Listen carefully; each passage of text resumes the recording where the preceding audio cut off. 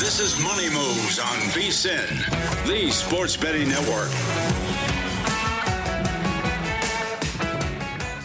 Kicking off hour 2 here, this segment of Money Moves sponsored by Upside, where you can turn your gas purchases into real cash with the free Upside app. Download Upside today. Use promo code SPORTS to get 25 cents back per gallon on your first fill up. Stormy Buonantony, Jonathan Von Tobel with you live in downtown Las Vegas at the D today. New digs because the MLB VSiN draft was going on at Circa. Fine.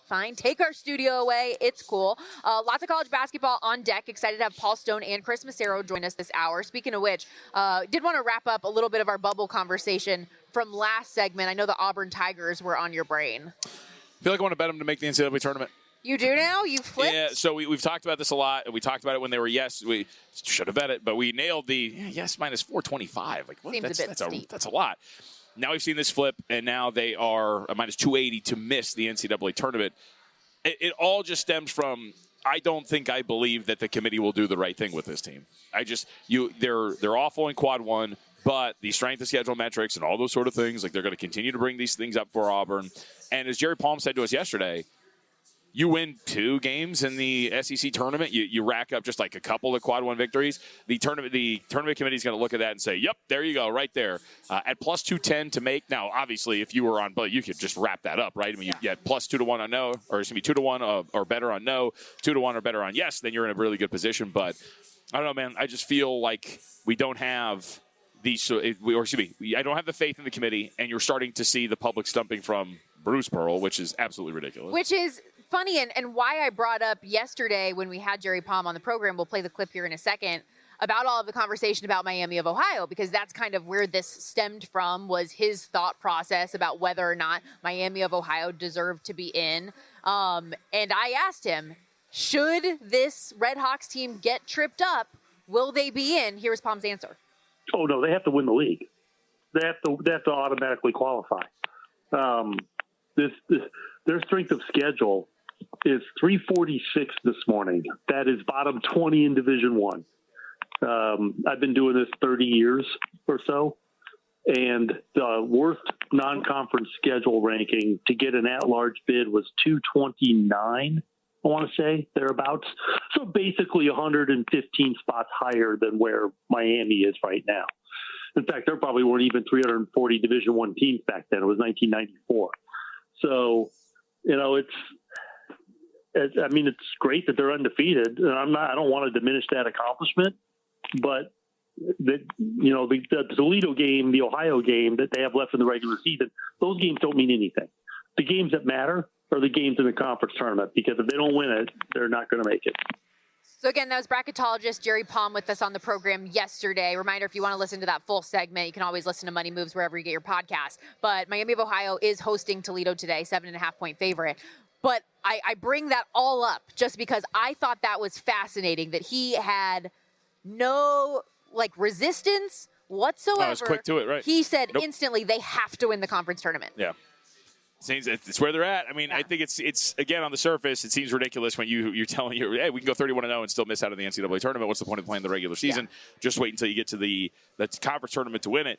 I mean, you do look at the resume. It makes sense that you would say that obviously they have a weak strength of schedule. They have. Do you know how many quad 1 and 2 games they have played? Not even wins. Yep, one. They have one. And they beat that quad 2 opponent, but that was it. The rest of their games fall in the quad 3 and quad 4. So that is a weak schedule. I mean, just the nature of the sport itself, you should be able to go 31-0 and make the NCAA tournament. And that's what I thought. That's why I asked the question. But the fact that he just so instantaneously said, no, they have to get the automatic bid by winning the conference tournament, I found that fascinating. I'm going to see it, and that's going to be interesting to compare. We've talked a lot about these bubble props and where they're at and how they're being priced. Miami is not listed right now. At one point, they were were they 280? Minus 280, 250? I think that sounds somewhere right. in that range to make So in comparison with how they're going to be priced to win the tournament as well is going to be pretty interesting, because Akron, if they face them, will not go down easy. Akron's a pretty good team. No doubt about it. And like he said, Toledo today, Ohio to close out the regular season before they get into the tournament. They're laying 7.5 once again today. At least we know they can afford a loss here, right? Yeah, I mean, it doesn't matter. Undefeated season doesn't matter. Just go and win the tournament. Okay, again, we'll get into college basketball again in about 15 minutes, but let's get to our MLB series continued. Time to play ball with the Cincinnati Reds.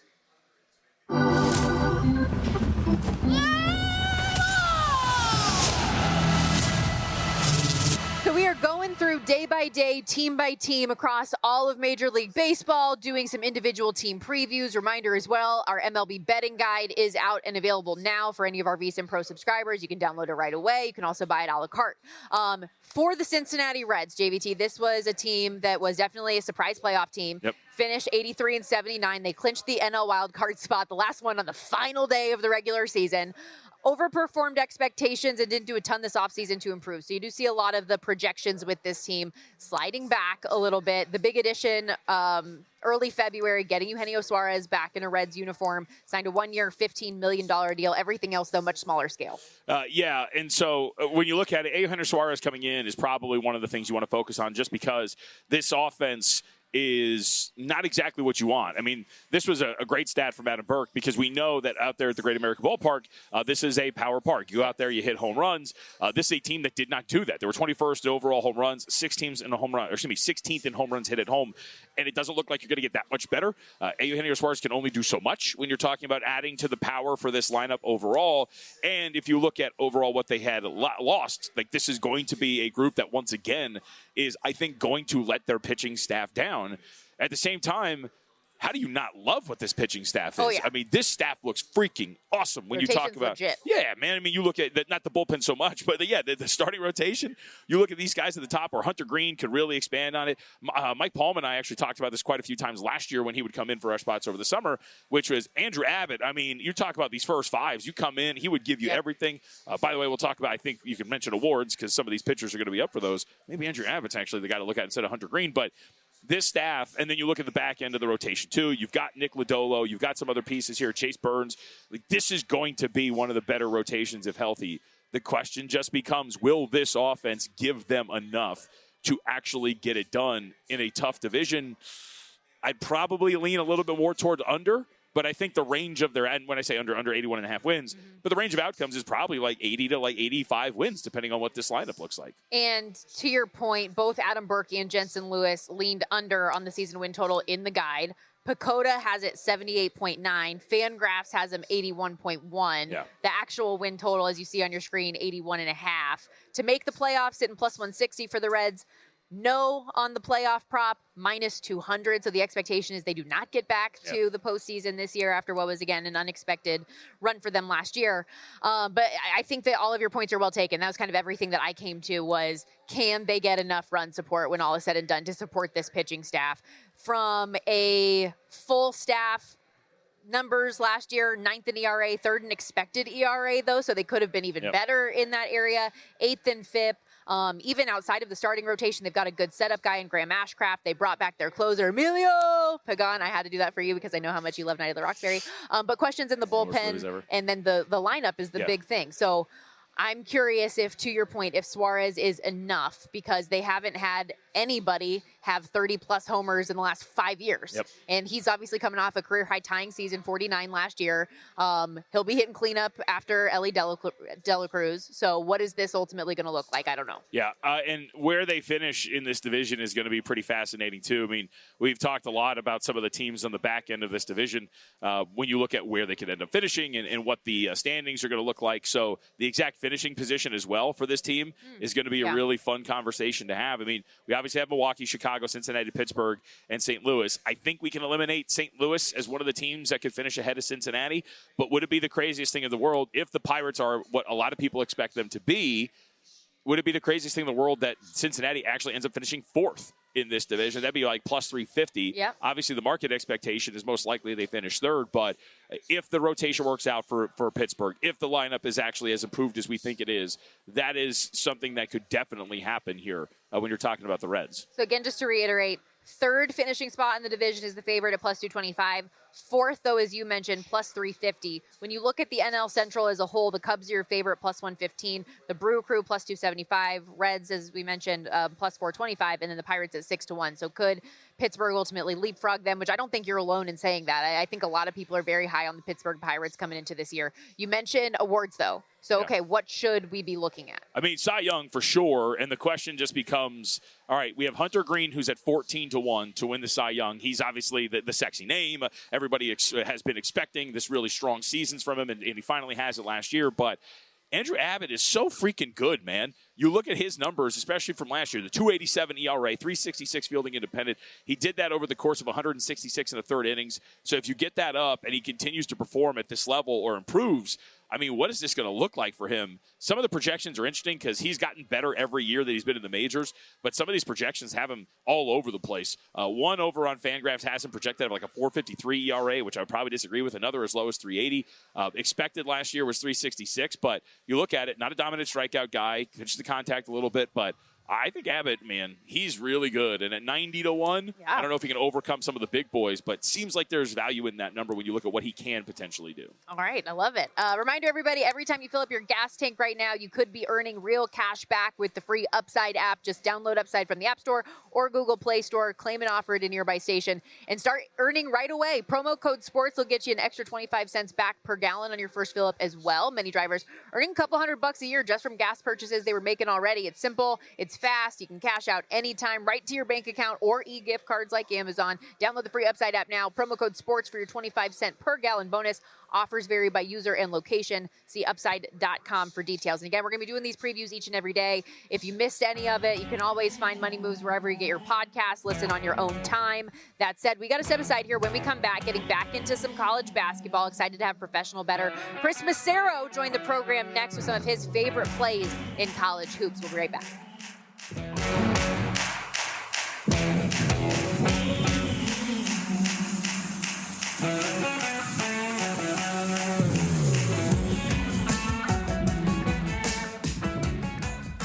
So you're listening to this podcast because you want an edge. But what if I told you you're only halfway there? You've got the mindset. Now it's time to get the toolkit to match. Here's the thing. Pro bettors spend thousands on data and tools. But what they don't want you to know is that you can get the same edge for a fraction of the cost with VSiN Pro. VSiN Pro gives you access to expert picks, public betting data, prop projections, powerful tools, analytics, and more. Just tap the link in the description and see why thousands of bettors are already using VSiN Pro to cash more bets.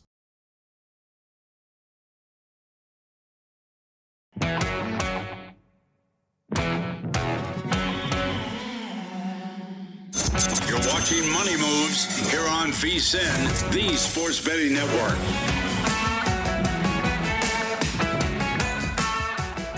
Excited to get into some college hoops as we welcome you back here to Money Moves, VSiN, the Sports Betting Network. Stormy Buonantony, Jonathan Von Tobel with you. And I think maybe I have like a Chris Macero problem in my brain because this is the second time of like 3 guest spots we've had with Chris where I have flipped up and like mixed up his spot. So Chris is going to join us in about 15 minutes. Our guy Paul Stone joining us here on the Progressive Guest Line, which, by the way, Paul, no pressure for you, the defending 2025 Circa College Hoops Challenge champ, and already off to a roaring start here in the competition. So excited to have you on with us.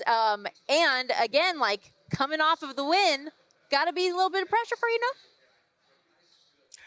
Oh, Stormy, there's nowhere to go but down at this point. Starting out 5-0, it's really, in the spirit of full disclosure, it has not been one of my better college basketball seasons, and that's probably putting it mildly. But the last couple of weeks, it has started to turn around a little bit. And this past weekend, obviously, was one of those ones that you really hope for. So off to a good start. I don't think you can win this contest on the first weekend, but you can certainly, with a poor performance, kind of put yourself behind the 8 ball. So I'll take 5-0 and hopefully not fall on my face this coming weekend. My whole goal in the contest is don't embarrass yourself. And I will say, I went into the Final Four with a small chance to catch Paul mathematically. That did not work out, obviously. And then I tumbled down to 4th because the Final Four did not go well in any way, shape, or form. So let's see if we can repeat it. Let's talk about some plays here today. No, I got serious, by the way. I don't know if I ever told Paul this, but because I could mathematically catch him, I still do all the time, but I was listening to his podcast religiously so I could find out, Paul, what you were playing potentially for the contest so I could play against you. So I was trying my best. There is some strategy when you get a little bit. Oh, yeah. When you get deep, you got to try a lot. All right, let's talk about the Bearcats here today, Paul. They're a short favorite, about 2 points.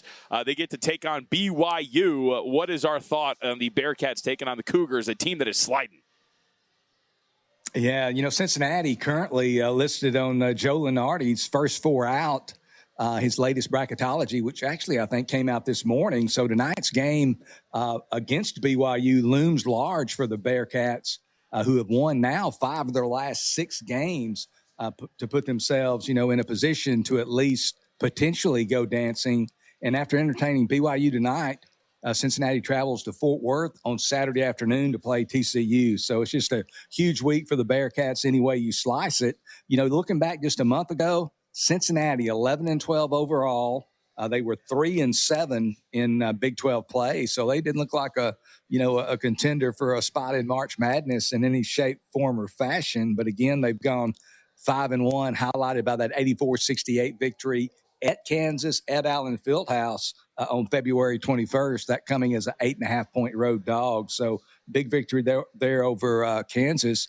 This BYU team, you mentioned JVT, they're free fall, and it all, obviously when you talk about BYU, you talk about AJ Devanza, and rightfully so. The guy's a generational player, maybe the top overall pick in this June's draft. But I think the heartbeat of that team, and I think we see it with clarity now, was guard Richie Saunders. Tore his ACL on February 12th, early in a game at Colorado.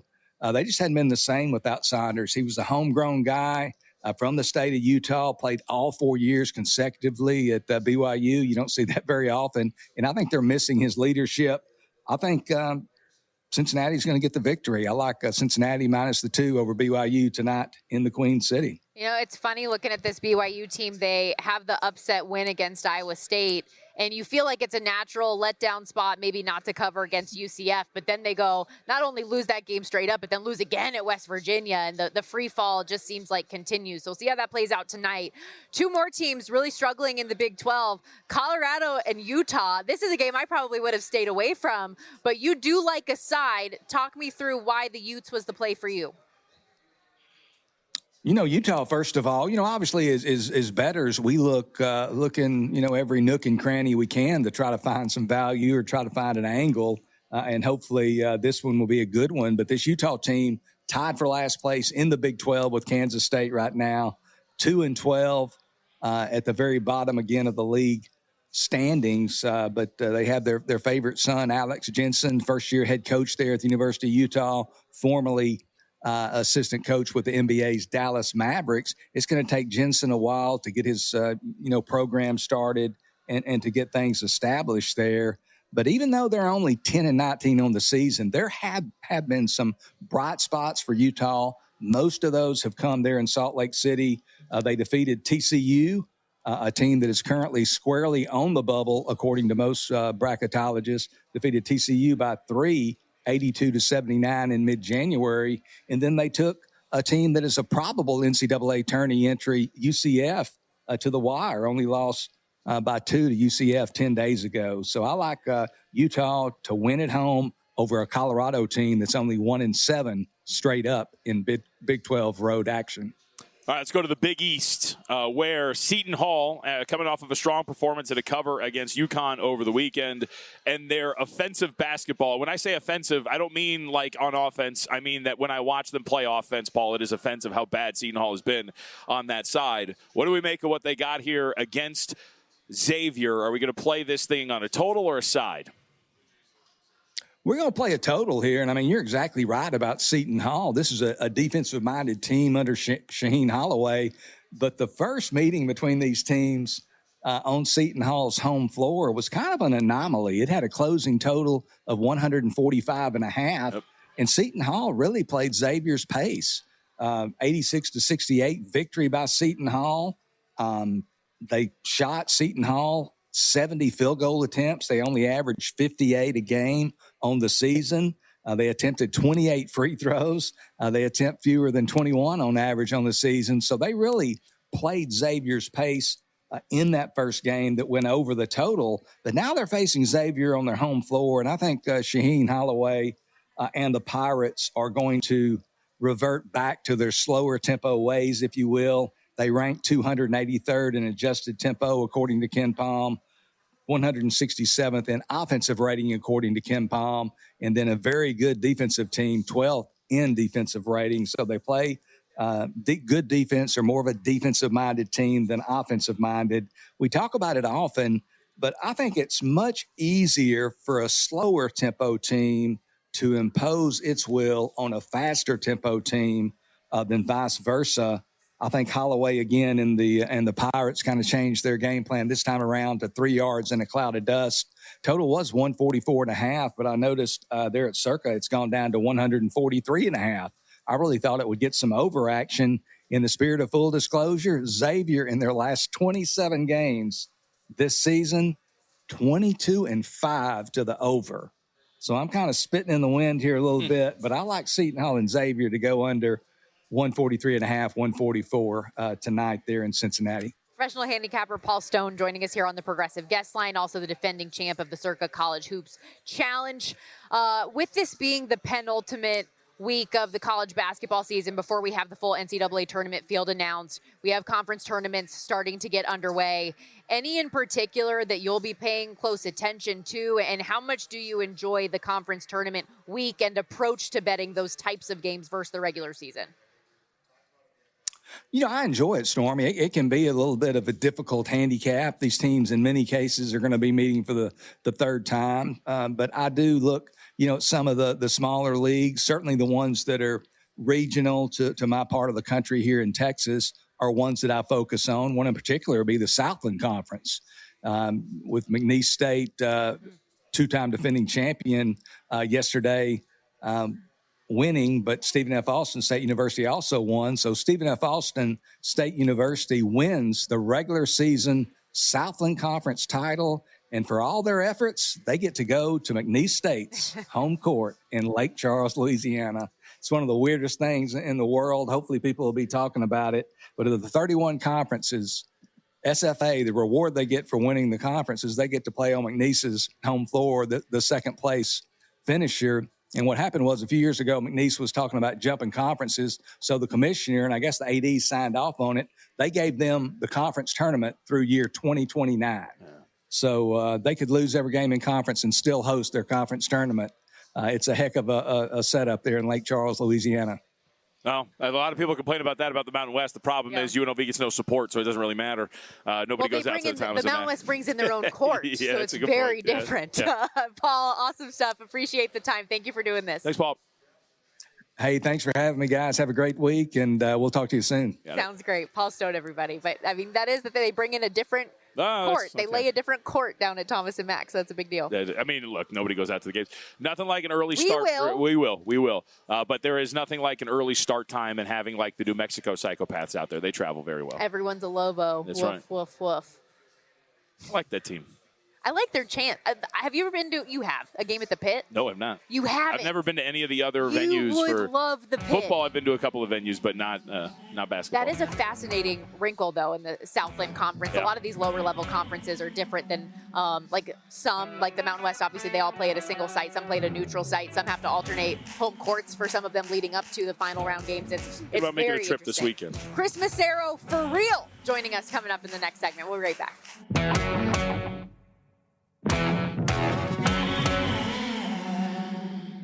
You're watching Money Moves here on VSiN, the Sports Betting Network.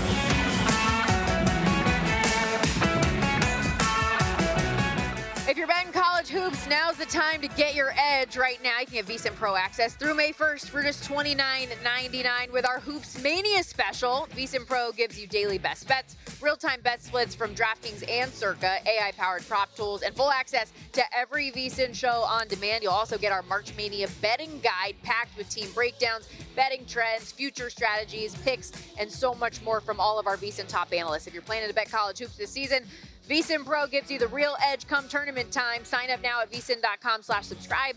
That's VSIN.com/subscribe. Stormy Buonantony, Jonathan Von Tobel with you back here live in downtown Las Vegas at the D. Had a great conversation last segment with Paul Stone, some of his best bets coming up. As always, if you go to Money Moves in podcast form, wherever you get your podcast, you can listen to the full program wherever you get it. Also, the daily best bets up at vsin.com. We're going to have Chris Macero join us in a moment as well. With that, though, did you have any college basketball today or any games that at least intrigued you from a betting standpoint? Yeah, I mean, I think there's a lot today, but we'll get to those at the end of the show. That's smooth. Chris, I hear he's with us now here on the Progressive Guest Line. Appreciate you joining us. Professional bettor. You can follow him on X as well, at Real GADGE. You were the winner of the Circa Friday Football Invitational. Why are you looking at me for confirmation? Yes, he was. Now, well, because we were talking about the college hoops results last year, where JVT, by the way, Chris, as we get into all of this, JVT was trying to tell us that he woulda, shoulda, coulda technically finished second in the Circa College Hoops Challenge last year when he actually finished, 10th, 9th? No, what? I finished fourth. I don't know. What Sounds like an exaggeration to me. I just sounded like excuses, Chris. What do you think? We don't hear Chris. Uh-oh. Darn. Hopefully we can connect with Chris in a moment. I don't know. But I think all of Chris the would conversation support we me. had in the commercial break sounded just like excuse after excuse. I think Chris would have supported my my thought process that he actually did. All right. I don't know why I thought when you said you were going through it, you finished like 9th. No, yeah, you're tripping. Okay. Yep. Well, we'll see if Chris can bring some of his football good fortune into college basketball. Can you hear us now, Chris? I can hear you. All right, There we got go. it. We got it. It felt like the old Verizon commercial. Can you hear me now? What's going on? How are you today? Well, I had the deja vu that you had when you announced that I was coming on about 15 minutes ago, and I texted Justin. I go, I'm not exactly ready yet, but I guess we're ready to go now. A little bit of a technical difficulty. I'm not sure if it's on my end or what happened, but I'm here. Let's do this. Chris, I said last segment, I was like, I must just have bad juju for whatever reason when we have you on the program. I'm having a tough day. I can't follow the rundown. I was getting ahead of myself. But yeah, let's get into some of the picks for today. One of the games actually we were talking with Paul Stone about was this BYU Cincinnati game. He liked Cincinnati for the side. You're going total. Talk us through it. Yeah, I know. I liked a lot of the points that Paul made, and I almost played Cincinnati myself. I just don't like playing Cincinnati as a favorite. And if you look at this BYU team, they are in free fall mode. Losers of 8 of the last 12. Only good win in that stretch was Iowa State on February 21st. But that was a perfect spot for BYU. Iowa State coming off the 2 big wins. So I just really feel like this BYU team has just been in a lot of travel lately. They were at Baylor, came home, at Arizona, home, at West Virginia, now at Cincinnati. And this Bearcats team, winners of 5 or 6, really played themselves onto the bubble, and they're doing it with defense. 13th in the Ken Palm efficiency. You know, they're 8-8 in the Big 12. Only 16-13, but the 8-8 in the Big 12 might get them on the bubble there. So they also have trouble scoring. So I like the under in this game because the Bearcats only shoot 32.9% from 3, only 51% from 2, and they're dreadful from the line, only 67%. I just feel like BYU's kind of running out of gas. Bearcats can rely on their defense, hopefully keep BYU a team that does play a little fast, but hopefully they can keep them in check. Bearcats have trouble scoring too. I like this game. I played it under 152.5 last night. I know it's ticked down a little bit today, but I still like it under. It's a lot of points for a Cincinnati team that plays great defense. All right, Chris, let's go to the SEC. Daddy Pearl keeps stumping for those Auburn Tigers. And not only are they firmly on the bubble and maybe shouldn't get in, they can't even cover a spread, but they're up to 9.5 in a couple of spots. Total's 155.5. I know you got side and total here, so what's the breakdown? Yeah, maybe I'm just a sucker for this game, but I just don't understand how a team like Auburn, who has 1 win since January, can be this big of a favorite. And the 1 win was only a 1-point win against Kentucky. Auburn is bottom 25 in 3-point defense. LSU, which I'm gonna give them a little bit of slack for the last game. They're a little bit tired. They came off the double OT win. So against Oklahoma, they didn't shoot it that well. But the previous 3 games, they shot it really well from 3, 54%, 45%, and 40%.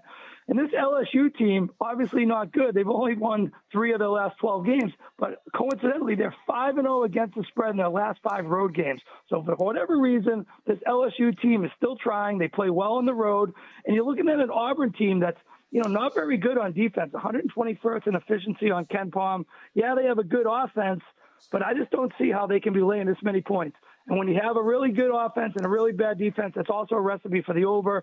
And this is a late start, so I feel like this is going to be one of those shootout type of games, just up and down the court, a lot of threes getting thrown up, and a lot of points for a really bad Auburn team that I don't think should be in the conversation for the tournament, no matter what Bruce Pearl says. What are they? 1 game over 500. They had 1 win in February. I'll take LSU in the points, and I'm going to go over the total. Professional bettor Chris Macero joining us here on the Progressive Guest Line. We've got an interesting one out west at UCLA where you've got the unranked home favorite against the ranked road dog. UCLA laying 1.5 points against number 9 ranked Nebraska. What do you see here? Well, this one makes me a little nervous. I haven't checked the other metrics, but on Ken Palm, this one has a Nebraska win. So this would be one of those Luke DeVasta plays that everyone's been angling on lately. So, but I'm going to go against them. I'm going to go with UCLA. They only have one home loss all year. They're 16-1. The only home loss was a double OT at the end of January when they played Indiana, kind of a crazy sloppy game for UCLA. And, UCLA off the road loss at Minnesota after having the two nice home wins against Illinois and USC, get back to Pauley where they played great all year. And Nebraska, for as hard as they started, have been leaking a little bit of oil lately, 5-4 the last 9. They've won 3 in a row, but against Penn State, Maryland, USC, not exactly murderer's row. Nebraska is a 3-0 team. They're 41% of their points come from the three-point line.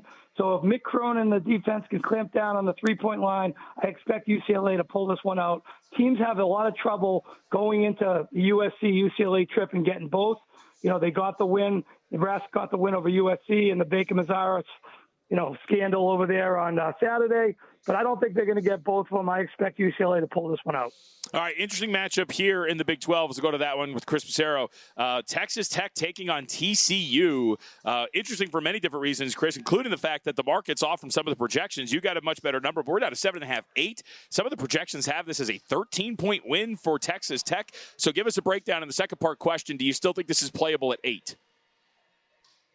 Yeah, I still think it is. Last night I saw a couple bracket projections, and I kind of laughed. I saw TCU. I go, TCU. I go, wow, they're in the tournament. But then if you look back at it, they've kind of hung against some really good teams. They took Kansas to overtime in Lawrence. They hung with BYU and Utah on the road. Yep. They have wins over Okie State and Kansas State recently. So I think it's just a letdown spot, too, for Texas Tech. 3 straight wins since the Toppin injury, 28-point win over K-State, 12-point win.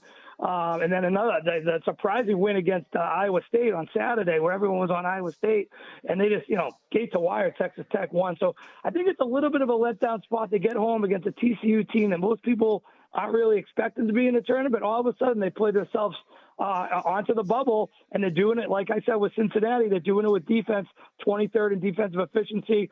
So I got it at 10. I still like it at 8. You got a good defensive team going against a team that's in a little bit of a letdown spot.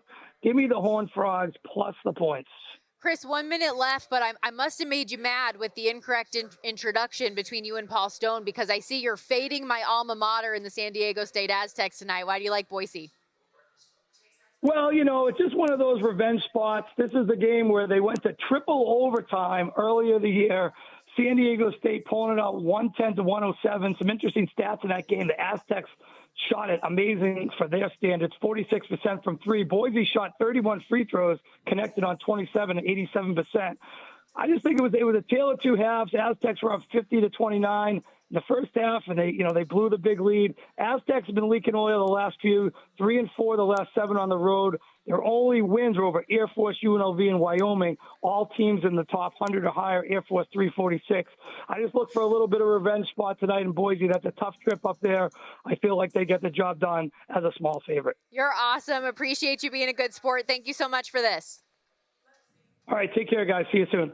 Chris Macero, everybody, again. And what a guest list we've had today, because Paul Stone, the defending Circa College Hoops Challenge winner. We have Chris Macero, who just won the College Football Friday Invitational. See if he can carry that over into college basketball. So these are guys that are not only known for winning in their own personal bankrolls, but doing it in the public forum as well with what we do here at VSiN. So appreciate both of them for their time. Great stuff there from Chris, although we are on opposing sides of that game in the Mountain West. We will discuss that in a little bit more when we come back, wrapping things up here on this Tuesday edition of Money Moves with our best bets for the night. We'll be right back.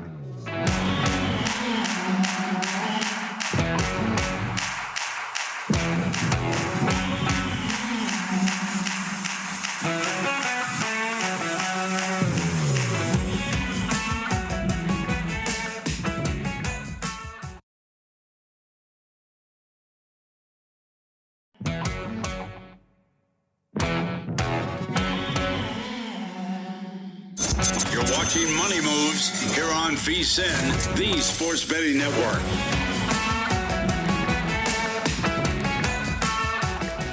We're cruising and already the final segment of this Tuesday edition of Money Moves. Thanks, everybody, for hanging out with us. Stormy Buonantony, Jonathan Von Tobel with you. If you missed any of the show, you can always download Money Moves in podcast form. Had some great guests on today. Paul Stone, Chris Macero, Jonathan Davis, talking a lot of college basketball and the NHL as well. We'll have some NHL plays coming up here in a moment. But you said we had some tweets? Yeah, we got a couple. Dave says that you have old school linebacker shoulder pads on today. What? Which I looked at you in the break, and I was like, it's not like puffy. I mean, you're wearing a jacket. But. Maybe it was like, because I was sitting like this. Oh, it kind of does give that when I sit like that. That's a whole different look. Yeah, it looks a little puffy there. I don't know. What would you call this? It looks like a shirt, like kind of, or like a canvas shirt. Yeah, yeah, it's comfy. It looks cool. Actually, Matching it's the first time set. I'm actually There's looking at it. matching pants as well. It's a whole thing. Let's see. Just Win Bets asked, I guess, were you supposed to ask me this? Did you ever ask JVT his favorite soda drink? And does he call it pop or soda? So this, I believe, came up when I was with Dustin Sweetelson. Okay. He was filling in for you on Follow the Money. And I didn't realize that Dustin was such a connoisseur of soda the way that he was. I hit him with a vanilla Coke is my favorite soda. And he was repulsed. A handful of people on social media were grossed out until I believe Just Win Bet's baby actually tried vanilla Coke and was like, this is awesome. Got it. Okay. So highly recommend vanilla Coke. Do you have a favorite? I guess back in the day, it would probably be Cherry Coke. I really like Cherry Coke, but I prefer Cherry Coke when it's made at the restaurant. So like, I actually put like the grenadine in it with the regular Coke. So that's pretty good. I'm not a big Cherry Coke drinker, but I do like a Cherry Coke like mixed Slurpee. An icy situation. Sure. The best Cherry Coke is we'll give them a free pop. The Del Taco Cherry Coke used to be very, very good. Much like McDonald's regular Coke. And I would say the last point of this is that... If only you got a free pop for giving him a free pop. That's right. Root beer has risen up my power rankings quite a bit in recent years, yeah. Root beer's fine. I used to only like drinking it because I could drink it out of a glass beer bottle and pretend you were drinking beer as a youth. Cream soda back in the day, yeah. Oh, yeah. Cream soda's fire. Yeah. I'm a big cream soda I've stopped drinking regular soda, so I drink the sugar-free sodas, and like these zero sugar-free root beers are very, very good. So I don't really drink a lot of soda. Yeah. I'm mostly like a water and alcohol person, but I recently had just a fresh, ice cold, crack open a can of Coca-Cola, just original pure sugar Coca-Cola, and I was the happiest person in the world, maybe. Like, I was jittering a little bit, but in a great way. It was just, it had been so long since I'd had just like a pure original Coke, and it was awesome. And I think it tastes different, too, depending on what you drink it out of. Like a can versus a plastic bottle or if you want to get real crazy, the McDonald's fountain, game changer. Anything else on the Twitter machine before we move ahead? That's all. All right. Well, let's get into the best bets recap from last night before we move ahead. Yesterday, just the one bet for me had the Detroit Red Wings on the money line. We were sweating that out live against the Nashville Predators. Ended up getting home, so cashed at a nice minus 105 price, and you had a little college hoops action. Duke got it done. So that is the only play from yesterday. Duke minus 9.5. NC State gets their faces caved in. So a good night because we were 100%, even though it was only one. Woo-woo. And the money line parlay that we just did for funsies came in. So hopefully the official parlays we have today will do the same because we both have one in the NBA. But why don't you go through your card for tonight? All right. Well, I'm not feeling this, so we'll see what happens today in the association. Why not? I mean, it's just one of those days. You can just feel it in your bones. You know what I mean? Okay. Cavaliers plus 2.5 against the Detroit Pistons. No Donovan Mitchell today. I say, who cares? James Harden can get it done, not on his own. He's got plenty of support here still, but still think this should be like a pick at home for the Cleveland Cavaliers. Still a very competent team, even going up against a full-strength Detroit Pistons group. So we'll go Cavs plus 2.5. 76ers plus 8 as well up on the card. I do think it's probably a bad matchup, but we'll fly in the face of that. I thought the number was just a little too high. Speed them up. Get them up there, and don't let them set their defense. Stephon Castle against Tyrese Maxey should be fun. I think the 76ers have enough to stay inside of 8 points against San Antonio. Pelicans plus 8.5 against the Los Angeles Lakers. We talked about this a couple of times. I don't know if the Pelicans are a play-on team as we move forward, but that rim defense has been pretty poor for Los Angeles, and it sounds like Zion Williamson might be back here. That's going to help out New Orleans, I think, in a big way to stay inside of that number. And last but certainly not least, all right, let me take a deep breath here. Hornets, Magic, Heat, Thunder, Timberwolves, Moneyline Parlay. Say that one more time? Yeah. Hornets, Magic, Heat, Thunder, Timberwolves, Moneyline Parlay will play against the Tankers at minus 105. How about that? Okay. I'm here for it. I have a money line parlay as well, but I'm going to go in order of the graphic so I don't get yelled at today. I mentioned last segment, so Chris Macero likes Boise State today at home against my San Diego State Aztecs, and I understand why, especially given the fact that SDSU has lost 3 of their last 4 games, and just because you need to win doesn't mean you will. That said, head-to-head, I just feel like San Diego State is the better team against Boise State. Like Chris said, yes, they had a massive lead against Boise State and blew it. They were up by as many as 24. Still ended up winning the game. Did need 3 OTs to do it. I just feel like, especially given what they need to be able to do to have any chance at life in the NCAA tournament, they need to get back on track, and this is an opportunity to do it on the road against the Boise State Broncos. So I took +1.5 with SDSU. Then we go to the ice, and I feel maybe a little bit like hockey, how you feel with the NBA today. There were a few things that I liked, and we'll see how it goes. I agree with Jonathan Davis that we get some goals tonight in this Ottawa Senators Edmonton Oilers game, and there are a couple of ways I'm playing it. I did play the over 6.5 for the full game, and then I couldn't find a team total for the Sens over 3, but the 3.5 at +118 ended up being a play I jumped in on as well. 10 straight games for Edmonton with 7+ combined goals.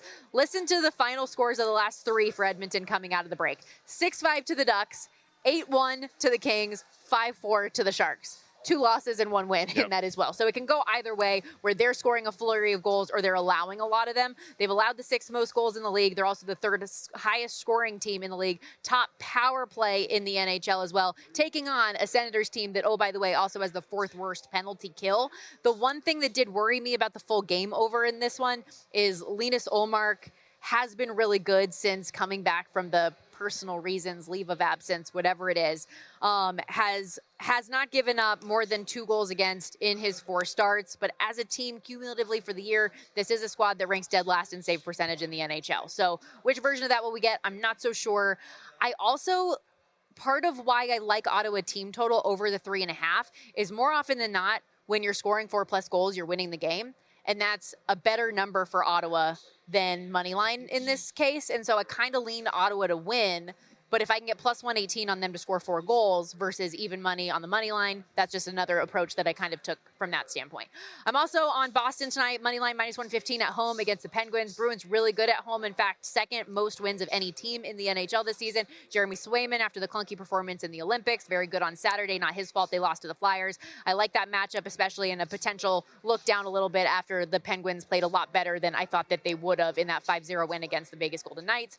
Speaking of the Golden Knights, I'm fading them today once again. Riding with the Buffalo Sabres on the money line -130. They're 3-0 since the break, including back-to-back wins in the Sunshine State against Florida and Tampa. First home game since returning to play. Vegas, meanwhile, they beat the Kings night 1 without any of their stars. Lose at Washington. Lose in a 5-0 shutout to the Penguins, like I mentioned. An ugly loss. Mark Stone's not going to be available with an upper body injury in that one. So if you are playing this game, it would be Buffalo or pass, in my opinion, but that is how I played it. And then I've got the parlay as well. Hornets, Suns, Thunder. Will I live to regret this? I don't know. I think you'll get it. You don't like you feel uncomfortable with 2 of my legs. What do you mean? Which ones? You went back and forth on the Suns. No, but I think you did went buy back. in. I went back. I said you were wrong. Yeah, I said I was wrong. And then the Thunder you also have in your parlay, right. But yeah. So what are you talking about? You weren't confident in it. I'm not confident in any of them today. They're fun to do, though. I mean, I'm just not confident in any of my thoughts here today. So we'll see what happens. I feel like that's a day for you where you're just going to go off and do great. We'll see. I mean, that happened to me last week. If you remember, I had a zillion hockey bets one day, and I was like, "This is not going to go well for me." You win like a zillion and 1. No, it was like 4-2, yeah. but still. But it wasn't bad like I thought it was going to be. I get anxious when I like too many things on a card, and I feel like you had a very moderate card for 10 games. You had 3 games you liked, plus a parlay with 5 teams. Okay, but it's still. No, I was going to say, is it +105? But I guess it's no, it's -105. Come on now. 5 legs for a minus number. Yep. How does that even happen? These are some really bad teams. Really quickly, a couple of things. First off, Chris checks in. Chris Heath, JVT strikes me as the kind of guy that actually has never tried Dr. Pepper. Untrue. My mom is a Dr. Pepper freak. I've tried it a lot, so I've had Dr. Pepper quite a bit. It's a very solid soda. Fallen out of, I think, my top 5, maybe because of oversaturation in my life. Jason, soda fountain Coke is great. Vanilla Coke is the best. Five Guys has one of those self-serve soda machines. Ooh, yes. If you press the button, you can do any mixture that you want. I do like those as well. As far as diet sodas go, I think that the Diet Cherry Vanilla Dr. Pepper is probably the best one of the diet variety. Oh, also real quickly before we're on the way out, I didn't bet it yet. but I might. I like the Dallas Stars on the money line in Calgary tonight as well. Okay. Throw that in. They've been on an absolute heater. I think 9 straight. It's a franchise record for a single season. Can we get to double digits today in Calgary? Yes. Prayers up. Fun show, as always. Appreciate you. Time to go hit up the Sigma Derby if we can. Are there seats available? That is the question. Have a great day, everybody. Follow the money with Mitch and Paul coming up after this.